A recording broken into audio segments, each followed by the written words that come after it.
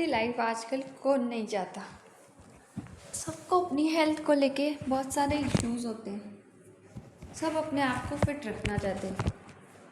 Hello friends, तो आज हम बात करेंगे युवाओं में और लोगों में ओवर ईटिंग से जो है कैंसर का कनेक्शन बताया गया है। हाल ही में एक जो है डॉक्टर है जिनका नाम कृष्णा है, उन्होंने बताया है कि किस किस केस में मतलब ऐसा हुआ है कि ओवर ईटिंग से कैंसर हो रहे हैं। तो इसमें आज हम जानेंगे, पेट भर के खाओगे तो कैंसर का खतरा बढ़ेगा। अनजाने में आप भी नहीं कर रहे ऐसी गलती, तो अपनी हेल्थ के लिए अगर आप अवेयर हो तो आज जानते हैं हम कि क्या है, चर्चा में क्यों है और मुद्दा क्या है। तो क्या आप भी उन लोगों में से हैं जो स्वाद स्वाद में पेट भर कर खा लेते? अगर हो तो रुक जाइए। हाल ही में डॉक्टर तरंग कृष्णा ने एक ऐसी बात कही जो आपको चौंका सकती है। उनका कहना है कि ओवर ईटिंग है वो कैंसर के रिस्क को बढ़ाने में एक महत्वपूर्ण कारक है। ये पढ़कर शायद आपको हैरानी होगी, लेकिन इस पे जो है अपन को ध्यान देना बहुत ज़रूरी है, क्योंकि अपनी हेल्थ को लेके अपन को थोड़ा अवेयर होना पड़ेगा। हमको भूख नहीं लगती, हम पता नहीं अपने बॉडी में क्या क्या डालते रहते, क्या क्या खाते रहते हैं, तो इससे हमारी बॉडी में उनके जो पार्ट्स हैं, ऑर्गन्स हैं, उन पे इफ़ेक्ट पड़ता है और इसी वजह से हमें ये प्रॉब्लम्स होती है। पर इनको हमें जो ध्यान नहीं देते इन पे। तो क्यों बढ़ रहा है cancer? Belly fat and cancer, ये एक्स्ट्रा बेली फैट है, एक्स्ट्रा वेट है, ये इसका सबसे महत्वपूर्ण कारक है।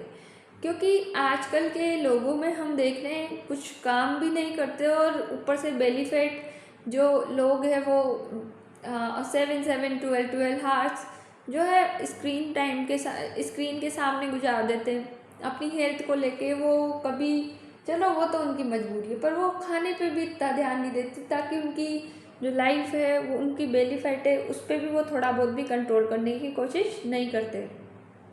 तो बेली फैट या जो भी फैट है वो ही कैंसर का सबसे बड़ा कारक है। आजकल हम फैट को बहुत ज़्यादा देख रहे हैं, हर 4 में से 1 इंसान तो मोटा हमें दिखेगा। ये महत्वपूर्ण क्यों है हमारे लिए? क्योंकि हम हमारी हेल्थ से लेके कभी भी कॉम्प्रोमाइज़ नहीं कर सकते। हेल्दी रहेंगे तो अच्छे से पढ़ेंगे तो मतलब सब कुछ अच्छे से होगा। हेल्दी लाइफ बेस्ट लाइफ है, ये ब्लेसिंग है एक तरह से। हेल्दी रहने के लिए बैलेंस डाइट बहुत ही ज़रूरी है। कई लोगों को भूख से ज़्यादा खा लेने की आदत पड़ जाती है।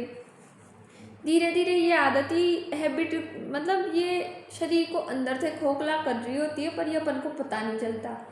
बहुत से लोगों को स्ट्रेस वगैरह की वजह से ओवर ईटिंग होती है, किसी को क्रेविंग्स होती है, तो इस वजह से ये ओवर ईटिंग कर जाते हैं जाने अनजाने में।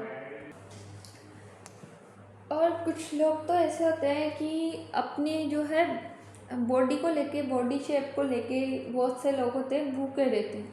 तो ये सब चीज़ें तो कि बॉडी को जो चीज़ चाहिए, जो न्यूट्रिएंट्स चाहिए, जो प्रोटीन चाहिए, वो उस तक पहुंच नहीं पाता और ये हमारी हेल्थ को जो है इफ़ेक्ट डालते हैं। क्योंकि बॉडी को कभी भी इतना जो है, मतलब इसको फास्टिंग करनी चाहिए, पर इतना भी नहीं कि उसमें अंदर जो हमें चीज़ें चाहिए वो इंग्रेडिएंट नहीं जा रहे, और उसके अलावा आप जो है फास्ट करके भी इसमें जंक फूड वगैरह डाल रहे हो, तो ये चीज़ गलत है। इससे जो है हमारे अंदर के जो ऑर्गन्स हैं उनमें सूजन आ जाती है, ऐसे के इश्यूज होते हैं। तो ये भी इसका एक सोर्स है कि कैंसर इस वजह से होता है। उसके बाद क्या प्रमुख कारक? बढ़ता वजन है, तो शरीर में ज़्यादा फैट सेल्स होने से सूजन बढ़ती है और कुछ हार्मोन्स का स्तर भी बिगड़ता है, जो कैंसर सेल्स के बढ़ने का कारण बनता है। आजकल की पीढ़ियों में हम देख रहे हैं कि हार्मोन इम्बैलेंस है, तो ये नॉर्मल बात होगी। कभी मतलब किसी भी रूप से कोई भी हार्मोन, किसी भी, अगर हम देखें पर्टिकुलर कोई इंसान है तो उसका हार्मोन, कोई तो जेनेटिक होते हैं, वो तो चलो ठीक है, पर किसी बच्चे में इतना हार्मोन हो जाएगा कि वो मतलब जो हाइट वाला होता है तो वो इतना, किसी की लंबाई ज़्यादा हो जाएगी, कोई छोटा रह जाएगा। कोई मोटा हो जाएगा। तो ऐसे हार्मोन इम्बेलेंस की वजह से हमें देखने को मिलता है। कुछ कुछ जेनेटिक भी होते हैं, मतलब माता पिता से होने वाले भी होते हैं। अब अगर ओवर ईटिंग करेंगे तो इससे हमारा डाइजेशन है उस पर प्रेशर पड़ेगा, तो ये सब जो है डाइजेस्ट करने में हमारी बॉडी को बहुत टाइम लगेगा। जैसा खाना खाएंगे, किसी भी चीज़ को खाते तो उसे डाइजेस्ट होने में बहुत टाइम लगता है। तो ऐसी हल्की फुल्की मील खानी चाहिए ताकि उससे हमारा पेट भी भरा रहे। मतलब प्रोटीन्स लेना चाहिए, न्यूट्रिएंट्स लेना चाहिए, सब्जियां ज़्यादा खानी चाहिए, फ्रूट्स ऐसे खाने चाहिए जिनमें पानी हो, फाइबर वाली चीज़ें खानी चाहिए। जिससे होगा क्या कि डाइजेशन में, मतलब इन्हें पचने में, डाइजेस्ट होने में ज़्यादा टाइम नहीं लगेगा और हमारी बॉडी है वो थोड़ी हल्की होगी। क्योंकि जब हम इसमें बहुत भारी चीज़ें खा लेते हैं, कोई सी भी हो, अभी दूध पीते तो दूध होता उसमें बहुत सारी कैलोरीज, हालांकि वो बॉडी के लिए सही होता है पर उसे पचने में बहुत टाइम लग जाता है। तो इन सब चीज़ों को थोड़ा ध्यान में रखते हुए चाय कॉफ़ी ये सब पीते हैं तो इनको पचने में बहुत टाइम लगता है। तो इन्हें हमें बॉडी को स्वस्थ रखना है, हमें हेल्दी रहना है, तो इसके लिए हमें ध्यान देना होगा कि इसमें कार्बोहाइड्रेट, प्रोटीन, फाइबर जैसी चीज़ें ज़्यादा खाएं हम।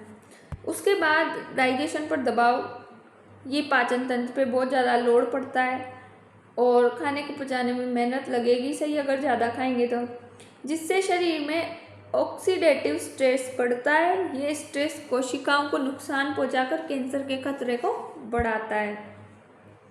आजकल की जनरेशन में जो है मीठे को लेके बहुत सारा, अभी थोड़े दिन पहले एक रिपोर्ट जारी हुई थी, शायद समथिंग 1 मंथ हो गया होगा।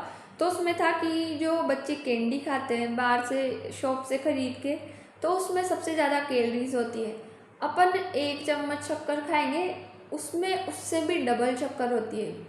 मतलब उसकी कोल्ड ड्रिंक्स वगैरह इन सब में इतनी ज़्यादा जो है शक्कर होती है, इतनी सारी शुगर होती है जिसकी कोई हद नहीं है। तो इनके ऊपर जो है स्कूल्स ने कुछ गाइडलाइंस दी थी कि बच्चे से नहीं खाएंगे, ऐसे कुछ हुआ था। तो खासकर अगर आप मीठी या प्रोसेस्ड चीज़ें, प्रोसेस जैसे कि ब्रेड हुई, बाहर से बनी हुई चीज़ें, मतलब जो भी बहुत टाइम से पैकेट में पैक हुई, जैसे वो टेढ़े मेढ़े हुए वगैरह वगैरह जो भी होते हैं जो, तो ये चीज़ें ज़्यादा खाते तो आपके ब्लड शुगर लेवल में तेज़ी से उतार चढ़ाव हो सकता है। इंसुलिन का उच्च स्तर भी कुछ प्रकार से कैंसर से जुड़ा हुआ है। इंसुलिन कहीं ना कहीं कैंसर से जुड़ा हुआ है। आजकल की बच्चे हैं वो इन चीज़ों से ज़्यादा कनेक्टिव है, जंक फूड्स खाते हैं, ये सब खाते हैं, तो इनमें शुगर की जो शुगर लेवल है वो थोड़ा ज़्यादा होता है। जितना हमारी बॉडी को चाहिए उतना ही हमें लेना चाहिए। ओवर कोई भी चीज़ ओवर ईटिंग नहीं करनी चाहिए, क्योंकि ये हमारी बॉडी में अंदर जाके हमारी सेल्स को जो है नुकसान पहुंचाती है। अब इसके लिए हम क्या करें, क्योंकि अभी जो चल रहा है उसके साथ तो हमें रहना पड़ेगा, पर उसके साथ हम हमारी हेल्थ के साथ डील तो नहीं कर सकते। तो उसके लिए हम क्या क्या कर सकते हैं, तो हमें जो खाना खाते हैं उसे धीरे धीरे चबा कर खाना चाहिए। आजकल बच्चे फ़ोन के बिना खाना खाते नहीं हैं, और जो बड़े हैं वो भी टीवी वगैरह इनके काम के प्रेशर में जल्दी जल्दी खाना खाते हैं। तो खाने को तो अच्छे से चबा के खाना चाहिए ताकि उसे डाइजेस्ट होने में ज़्यादा टाइम ना लगे। अपनी भूख को समझे। अब अपनी भूख को कैसे समझे, कुछ लोग होते हैं, कहीं ना कहीं आप देख रहे हो तो आप भी इससे कोरिलेट कर सकते हो, क्योंकि कोई लोग होते हैं कि उनकी लाइफ में स्ट्रेस ज़्यादा है, तो चलो आज स्ट्रेस हो रहा है कुछ खा लेते हैं, कुछ मीठा खा लेते हैं, कुछ ये खा लेते हैं, कुछ वो खा लेते हैं। असल में उन्हें भूख नहीं लगेगी, पर वो ना अपने जो माइंड है उसमें, कॉन्शियस माइंड में बिठा लेंगे कि भूख लग रही है, क्योंकि स्ट्रेस लेने से जो है उनको अपने बॉडी में हो क्या रहा है उसका पूरा अच्छे से पता नहीं चलता। और जो मीठा खाते हैं, तो मीठा होता क्या है, मीठा खाने वाले लोगों के साथ कि अपने मीठा खाते हैं तो वो मतलब बुरे वाले एंटीबॉडीज रहते हैं, अपने अंदर सेल्स होती है, तो एक तो गुड सेल्स होती है, एक बैड सेल्स होती है। तो जो मीठे को खाते हैं, मीठे की क्रेविंग्स होती है, वो बैड सेल्स होती है। और अपन जब मीठा खाते हैं तो ये ना पता है भोजन, बैड सेल्स ज़्यादा भोजन मांगती है। इनको लगता है कि अपन को भूख लगी, अब अपना पेट भरा रहेगा, पर फिर भी जो ये बुरी सेल्स है ये भोजन मांगेगी तो अपन को भूख लगेगी। तो ये ऐसे होता है, अपन को असल में भूख नहीं लगी होती, अपन अपनी जो है बेड सेल्स के लिए खाना खाते रहते हैं। उसके बाद छोटी प्लेट का इस्तेमाल करें। छोटी प्लेट ले ताकि अपन को लगे कि हाँ बहुत सारा खा लिया अपन ने, तो इससे हमें लिमिटेशन होगी, अपने भोजन को मतलब इस पे लिमिट लगाने में हमें आसानी होगी। उसके बाद पोषक तत्वों पे ध्यान दें, वही कि ज़्यादातर जो है जूसी फ्रूट्स खाएं, वेजिटेबल्स खाएं, अनाज खाएं, अंकुरित बीज होते हैं उन्हें खाएं। तो ये सब हम अपनी मील में शामिल कर सकते हैं, और हो सके तो मोटे अनाजों का इस्तेमाल ज़्यादा से ज़्यादा करें। उसके बाद पर्याप्त पानी पिए। हम अपनी बॉडी के साथ क्या करते हैं, किसी दिन मौसम थोड़ा हाइड्रेटेड हो तो उसमें क्या होता है कि अपन सोचते प्यास नहीं लग रही, जबकि अपन को पानी की ज़रूरत होती है। एक दिन में हमें 8-10 गिलास तो पानी पीना चाहिए, 3 लीटर के समथिंग पानी पीना चाहिए, क्योंकि जितनी ज़्यादा बॉडी हाइड्रेटेड होगी उतना जल्दी हमारे जो है डाइजेस्ट सिस्टम में भी ये हमें हेल्प करेगी। उसके साथ ही जो है हमें हाइड्रेटेड रखने का काम करेगी। और अपनी हेल्थ को लेके कभी भी किसी भी टाइम पे डील नहीं करना चाहिए। खाना हो तो खाना आराम से खाना चाहिए, ऐसे नहीं कि किसी काम के चक्कर में।